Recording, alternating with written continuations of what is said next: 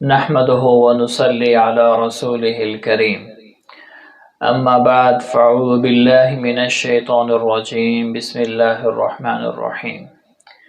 میرے عزیز محترم بھائیوں، بزرگوں اور دوستوں، اللہ سبحانہ و تعالی نے دین کے اندر عزت رکھی ہے۔ جو دین پر چلے گا اللہ اسے عزتوں سے نوازیں گے، اللہ اس کی آخرت بھی بنائیں گے، اللہ اس کی دنیا بھی بنائیں گے۔ جو دین سے ہٹے گا اس کی دنیا بھی بگڑے گی اور آخرت بھی بگڑے گی۔ دین ہی عزت کا ایک نقشہ ہے۔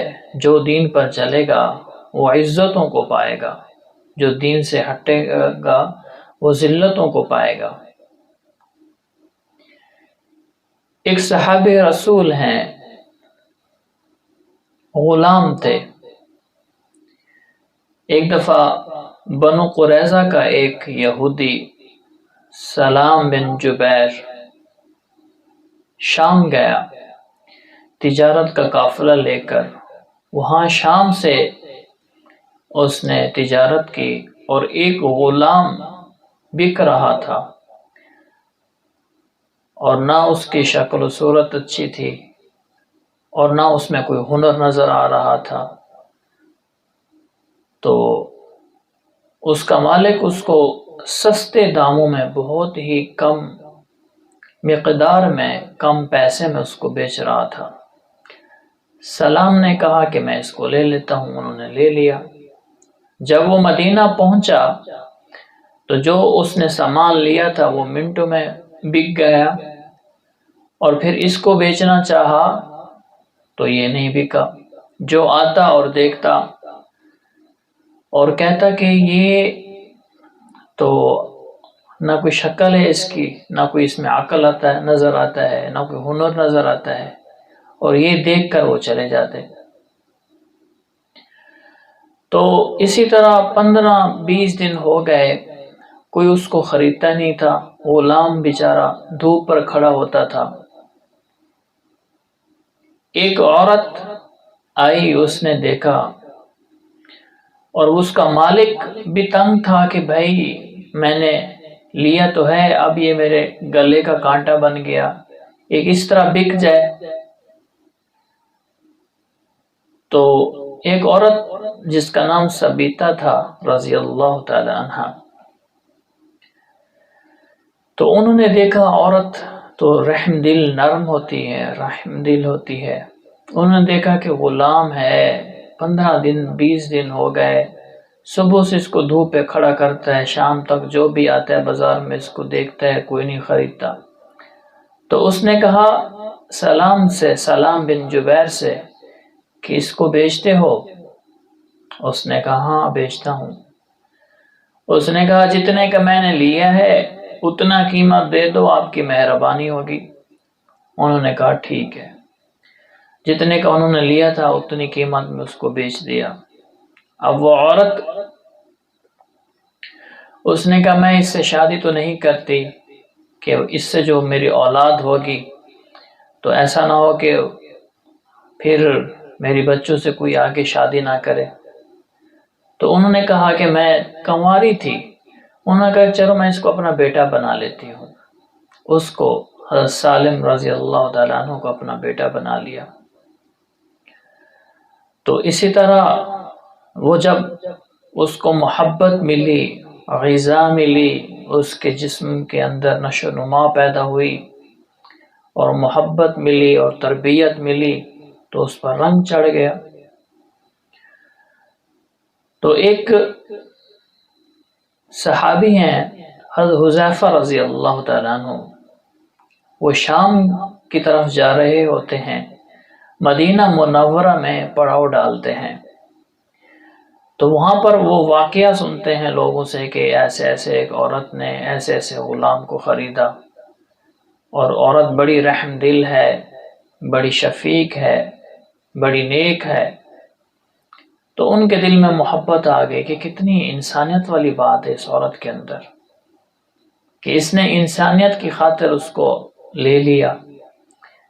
اور اس کی تربیت کر رہی ہے اور اس کی غذا کا خیال رکھ رہی ہے، تو یہ نکاح کا پیغام لے کر پہنچ گئے، دیکھا بھی نہیں، ان کے والدین سے کہا کہ اپنی لڑکی کی میرے ساتھ شادی کریں۔ انہوں نے دیکھا یہ تاجر ہے، قریش اور مکہ کا رہنے والا ہے، وہ خوش ہو گئے، اور خوش ہونے کے لیے پھر انہوں نے ہاں کر دی اور ان کی شادی ہو گئی۔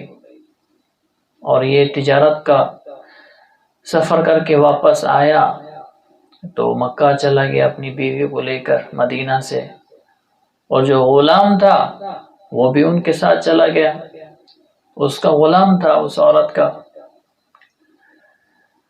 تو انہوں نے حضرت عثمان رضی اللہ تعالیٰ عنہ کا پتہ کرایا کہاں ہیں۔ حضرت عثمان رضی اللہ تعالیٰ عنہ ان کے دوست تھے، وہ بھی تاجر تھے، یہ بھی تاجر تھے، تو تاجر کے دوست ہوتے ہیں، جہاں بھی ہوتے ہیں ان کی گیدرنگ، ان کے ساتھ ملنا بیٹھنا، آپس میں محبت پیار۔ تو کئی دنوں سے حضرت عثمان جو ان کو نہیں ملے، تو انہوں نے کہا کہ کیا بات ہے کہ عثمان مجھے کیوں نہیں ملے؟ حضرت عثمان کا پتہ کرایا اور جا کر ملے، اور حضرت عثمان نے ان کو کہا کہ آپ تو لات اور عزا کی عبادت کرتے ہو، میں تو ایک اللہ کی عبادت کرتا ہوں، تو میں تو اسلام کے اندر داخل ہو گیا ہوں، آپ کافر ہیں۔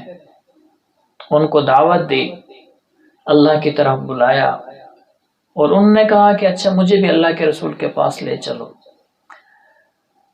جب حضرت حذیفہ کو رسول اکرم صلی اللہ علیہ وسلم سے ملاقات کرائی گئی تو اللہ کے رسول نے قرآن سنایا کہ یہ قرآن میرے اوپر نازل ہوتا ہے، وحی نازل ہوتی ہے۔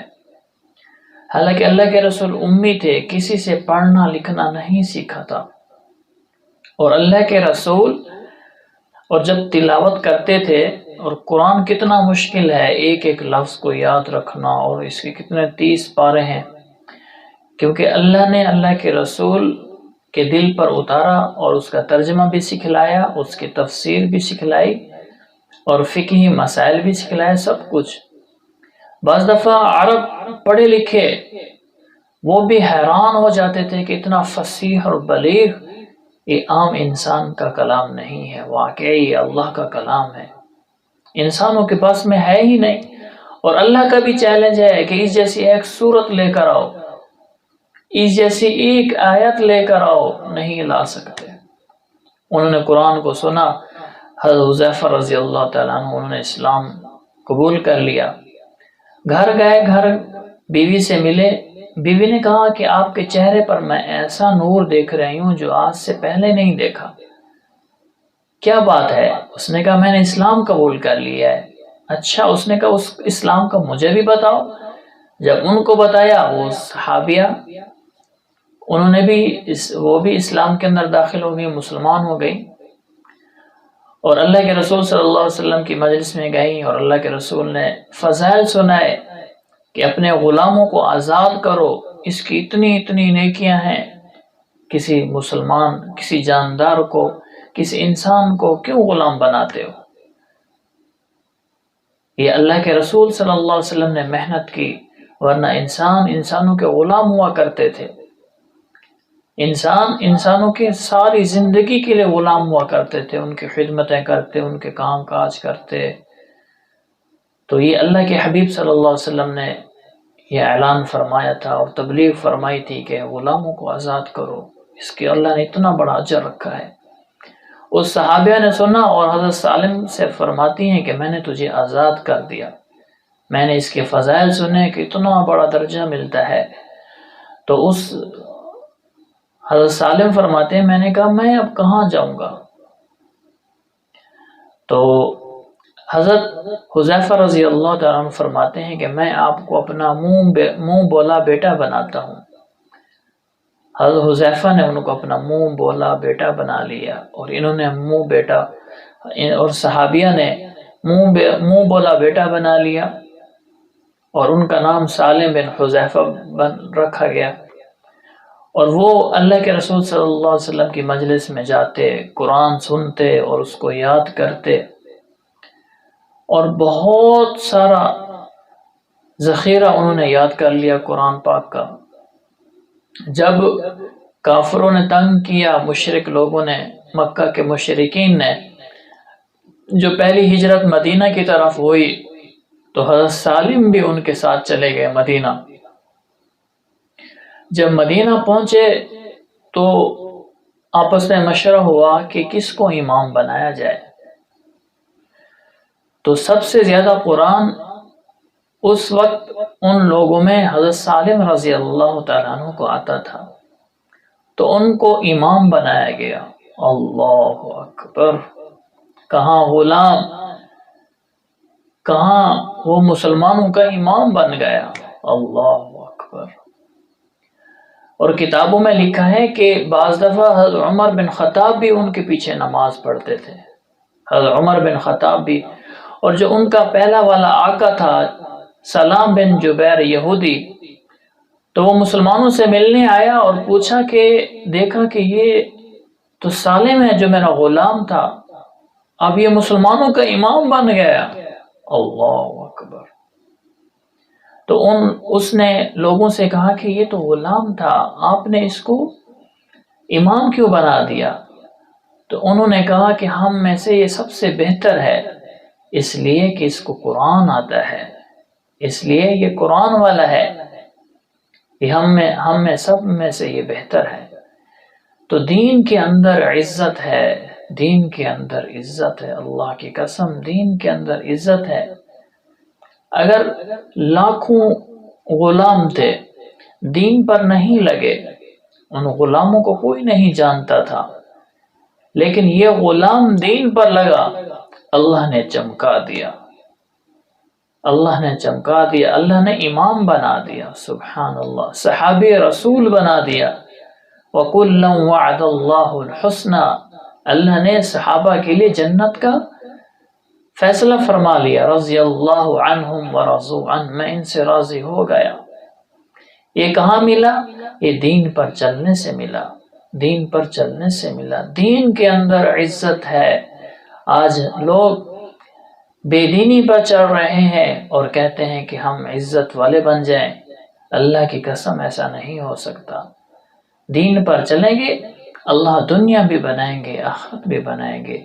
ہمیں اللہ کے دین سے سچی محبت ہو، عشق ہو، اور اللہ کے دین پر چلنے کا جذبہ ہو، اور اللہ کے دین کو پھیلانے کا جذبہ ہو، اور اس دین کو پوری دنیا میں لے جانے کا جذبہ ہو۔ ہاں، اللہ دنیا بھی بنائیں گے، آخرت بھی بنائیں گے۔ اللہ پاک ہم سب کو دین پر چلنے کی توفیق عطا فرمائے۔